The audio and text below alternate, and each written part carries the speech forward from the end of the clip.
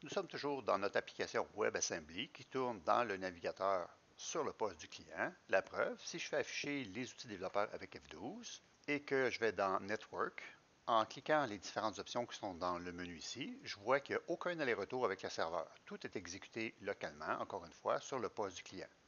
Par contre, si je désire créer un compte ou m'authentifier, je clique.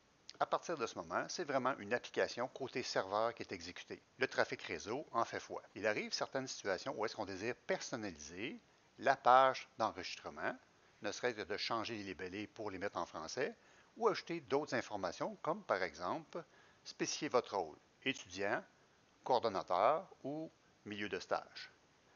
La page de login, même chose. On aimerait personnaliser cette page, comme entre autres enlever la section de droite ici qui propose d'utiliser un partenaire de connexion.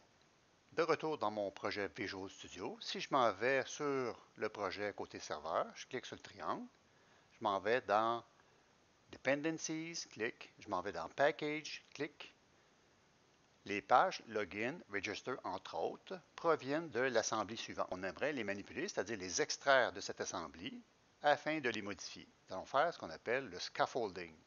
Générer ces pages afin de les manipuler. Avant d'aller plus loin, je vous suggère de vérifier la mise à jour des packages NuGet. Sur Dependencies, bouton droit, Manage NuGet Packages. Assurez-vous que dans la source, c'est All. Puis allez dans Updates, un refresh. Tout semble être à jour. On ferme.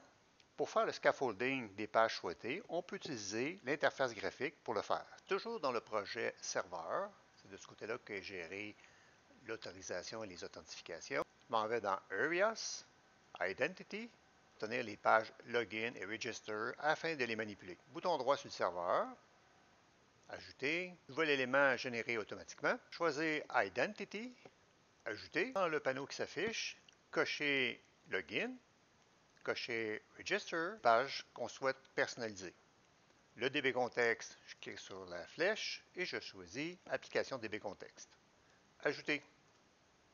Toujours dans Page, sous Account, on voit que les pages générées s'affichent. La partie de la vue, le HTML avec des tags helper. Si on clique sur le triangle, on a le fichier Behind qui contient le code C# pour rouler les requêtes reliées à l'interface graphique. Avant de rouler l'application, on doit corriger certains aspects pour que tout fonctionne très bien. La page de la vue et ajouter ce qui suit pour vérifier si ça fonctionne. Le login, CTRL-S. Je vais aller dans Register aussi. Register, ajouter des étoiles comme ça. CTRL F5, faire CTRL 5. On est maintenant dans l'application qui tourne encore une fois sur le poste du client. Je m'en vais dans Register, 3 étoiles. Donc j'ai réussi à changer le layout. Je vais aller dans Login, mes points d'exclamation.